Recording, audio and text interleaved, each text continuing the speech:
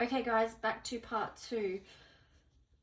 So in the context of the life purpose system and the life path it describes, we can choose to expand or contract, build or destroy in the two key areas of creativity and expression.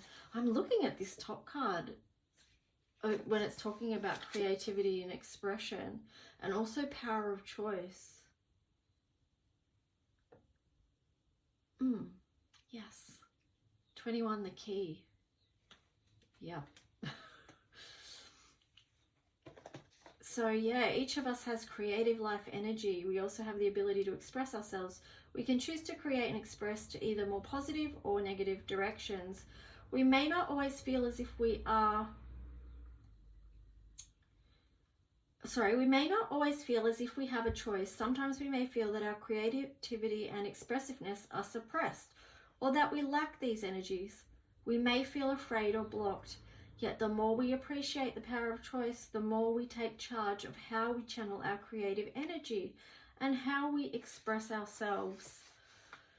So here it's got creative choice. We create in constructive ways or we create in destructive ways. Either way, creative energy finds expression. Yes, so true. And we can see that out in the world around us. You know, like what we were talking about in the reading this morning, today's Daily Collective, which by the way is taking ages to upload, but it's coming. Hopefully it's up there by now. But yeah, we're talking about, you know, how everything is energy. So how we express that and intend that does make a difference to what we then materialize and experience in the physical realms. So yeah, everything that exists is made of energy, and energy can manifest itself along a spectrum from positive to negative. For example, electricity can light a city or take a life. Money is another kind of energy.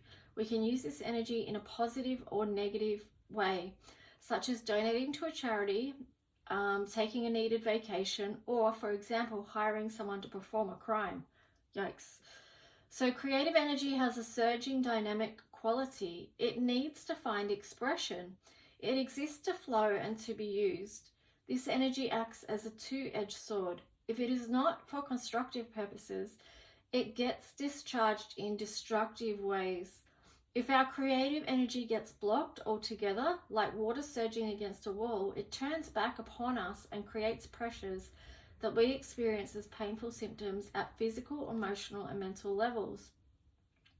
Excessive weight, for example, often reflects blocked creative energy with nowhere to go. Examples of creating in the positive include the fine arts, music, painting, sculpture, writing, drama, and so forth. But creative energy can also be expressed fully through having and raising children, coming up with innovative solutions to business problems, working with plants and growing things, or taking care of animals. We can apply creative energy to any field, including healing, crafts, interior design, or 1,000 other endeavors. Yeah, it's cool. I love creating. Pablo must become a creative artist. Theodore may create counterfeit money. Karina may apply her creative energy and deft fingers to playing guitar. Margaret may become a pickpocket. One person may create with language to tell stories. Another may use language to elaborate lies. To tell elaborate lies. All of these examples reflect creative energy used in constructive or deconstructive ways. Yeah, wow, it's disappointing. I feel disappointed because just reading that makes me feel into how so many people have used their energy and their positions for things that aren't good, like telling elaborate lies, like paying for crimes to be committed and things like that.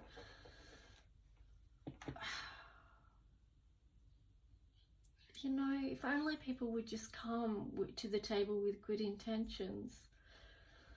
Anyway, let's keep going. I guess we've only really got control over that as far as our own intentions and heart goes.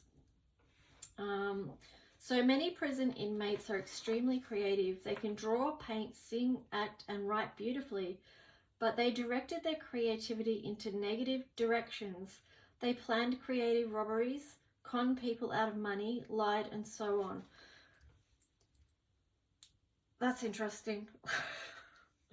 Oh my gosh, this whole choices thing is just, there's so much depth to it and where you can go, because if we look at people that are in prison or incarcerated, most of them have a trauma background or a trauma history, which has led, unfortunately, to behaviors that are destructive, because throughout their life they haven't had the opportunity, or they haven't had anyone give them or teach them the skills, or had the resources or the education. Actually, education is very important around how to heal trauma and things like that.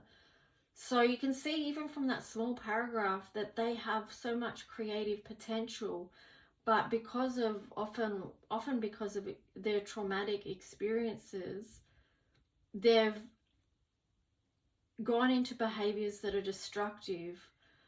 There's been lots of studies done on this as well, and when I trained to do what's it called? I can't even think. Oh, it's TBT, Trauma Buster technique. That whole technique was practiced within the jail systems, and once people had been through that process of TBT, which actually gets to the root cause of the trauma, takes you back to the first trauma, and actually collapses that whole experience of trauma and how it's held in the brain and the body, which then allowed people to move from that pattern of these destructive behaviors. Anyway, sorry, I keep going off on lots of little tangents just based on one paragraph, but I guess that's part of this Let's Read Together, is that we can each sort of explore into what we're reading and reflect on that. So yeah, if anything's coming up for you, please feel free to share.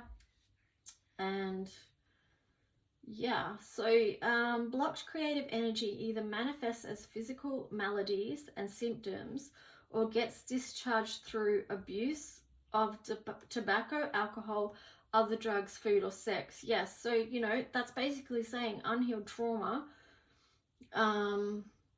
it transfers over to addictions and things like that. So yeah. When such release becomes repetitive, compelling, or chronic, it may expand into full-blown addictions. As we recognize that we have on some level chosen how to channel our creative energies, we can learn other ways to open up our energies and channel them in directions that inspire or help others and bring rewards instead of punishments. No matter how destructive or blocked our creative energy may have been in the past, this can change once we apply the power of choice. By choosing to express our creative energy in positive, life-affirming ways, including daily exercise, we can change the course of our life. Yes. So this is very empowering. The following exercises can help you achieve alignment with the law of choices as it relates to creativity. So consider how your creative energy manifests. Is your energy flowing into creative projects or activities, or is it blocked? If your energy feels blocked, do you experience physical symptoms? How much you use this energy in an enjoyable and constructive way? How do you balance, ground, or release creative energy when pressure builds up? Do you exercise? Do you smoke cigarettes? Do you talk a great deal? Do you drink alcohol and use other drugs? Do you overeat? Do you feel pressure for sexual release? So it's interesting, yeah, how a lot of these things does link in with the effects of trauma and stuff. So no moral judgments are implied. The above options are neither good nor bad. They are only more or less constructive ways to use creativity. How will you choose to use your creativity in the future? Will you apply the power to choose? Application of creative choice. Make a list of the more constructive and less constructive ways in which you make use of your creativity. Contemplate your list and consider the life you would like to. create for yourself. You may choose not to make any changes, or you may decide to take a risk and try something new. If you are dealing with abuse of alcohol, tobacco, or other drugs, or abuse of food or sexuality, consider the following suggestions to help you turn around your energy and your life. It says for here, find a 12-step program or other self-help group in the case of addictions. Group support is essential. Commit to an exercise program to balance and release addictions. To release addictive pressures constructively. Find a counselor or psychotherapist to help you work through underlying issues. If you have avoided learning creative skills or arts out of insecurity or the feeling that you might not be good enough, explore new possibilities. Take a leap and express your creativity. Take an art or drama class, make up short stories, or write in a daily journal. Take up a craft or hobby, rearrange, redecorate, or redesign your living quarters. Help someone solve a problem, work in the garden, or do volunteer work. Any of these are positive examples of creativity. So let's just see. Here we go. Okay. So then it goes on to expressive choice. We express ourselves in constructive ways, or we express ourselves in destructive ways. Either way, expressive energy manifests. Expressive energy demands release. We express ourselves and our emotions most often through talking, but performance and arts and crafts also furnish other avenues of self-expression. Expression entails more than just talking or passing out ideas or information. Expressive energy is emotional energy or feelings. These feelings may signal anger or sorrow or fear that needs to be released. These feelings may evoke joy and inspiration, which also demand expression. If we block the expression of our feelings, this block contributes to sore throats, ulcers, other you know when you can't say a word. Abdominal problems, lower back pain, uterine fibroids, prostate problems, headaches, muscular tension, and stiffness or other symptoms and maladies. One reason the elderly tend to have more problems in these areas is that they have had more years to store up unexpressed feelings. We can, however, rejuvenate and invigorate ourselves by taking appropriate steps to heal our body and at the same time to form new habits and create new avenues of free and open self-expression. Creative energy can be channeled in isolation, such as through painting, pictures, or building models by ourselves, but expressive energy entails relationship, someone else who receives our expression, someone willing to listen, to watch our performance, or to appreciate our expressive crafts. Our audience may be adults, children, or even animals with whom we've established a relationship and who listen well without judgments or blame. Expressive energy is so strong in some people that it may come out at first in one-on-one situations, but as confidence arises, the expressive drive often expands to include groups in one form or another. Whatever forms our expression takes, symphonies, speeches, or soap operas, it can convey, stimulate, or inspire feelings, stirring our emotions.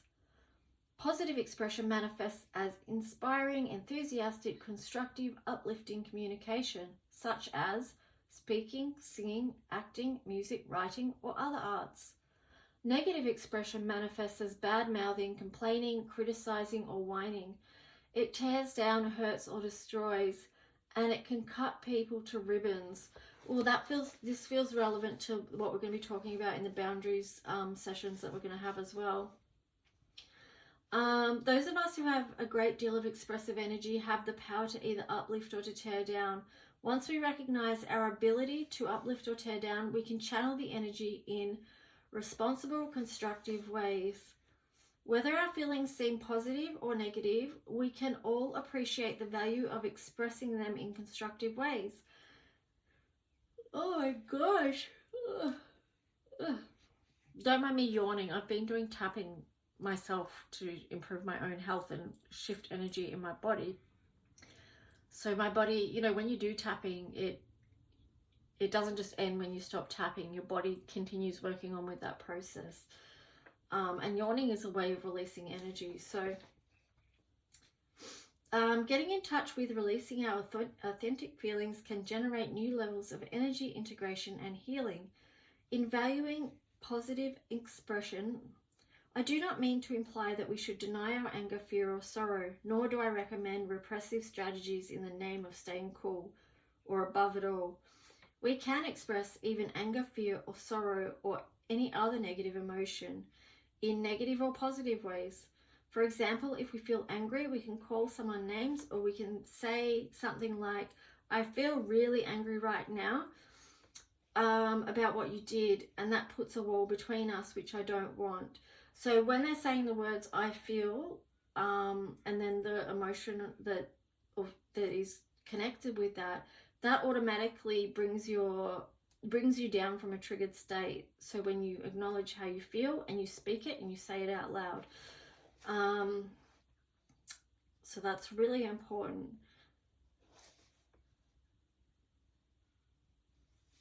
Okay, so the law of choices when applied to expression reminds us that in the long run, honest expression of all our feelings benefits both ourselves and relationships. So that links into the law of honesty. Also, yeah, that also applies there. So expressing the pen is indeed mightier than the sword. Misused expression has allowed dictators to take over and manipulate whole nations. It has slandered and destroyed lives. At the same time, the most moving works of art and the most eloquent speeches of history stand as glowing examples of the power of expressive energy to bring beauty into the world and to inspire us to action and to change. Even in everyday life, the way we express ourselves can make tremendous difference in the quality of life for ourselves and those around us. The choice is ours. The following exercises can help you achieve alignment with the law of choices as it relates to expression. So, experiencing expressive choice, consider the following questions. When did you last express something in a negative way to someone? When you express something in a negative way, for example, a criticism or complaint, do you notice that you feel fully justified at the time? How do you feel during and after you criticize or complain or express in a negative way? When did you last express something in a positive way to someone? When you express something in a positive way, for example, giving someone a compliment or expressing angry feelings in a constructive way that honors the relationship, do you notice the way the positive energy comes back towards you? How do you feel during and after you compliment someone or express your feelings in another positive way? As you reflect on your answers to these questions, you might want to imagine or even mentally rehearse more positive ways to express your feelings. And then lastly, it goes on to application of expressive choice. Write down or recall the last 1 or 2 times you expressed something in a negative way. Consider that when we criticize, we don't usually express our feelings. We turn what we feel into judgments. Rewrite how you might have phrased your feelings directly and honestly. So for example, instead of using he or she, he makes me crazy, she always, use I feel. So I feel angry when. The next time you have a chance, put what you have learned into practice. So yeah, that's really cool. I like that because it goes into our communication styles and you know, how we relate and communicate to each other, which definitely ties into boundaries. So I'm going to end that video there because we're nearly at 20 minutes and it'll take ages to upload. Let me know what you think in the comments below and I'll talk to you guys soon. Okay, bye.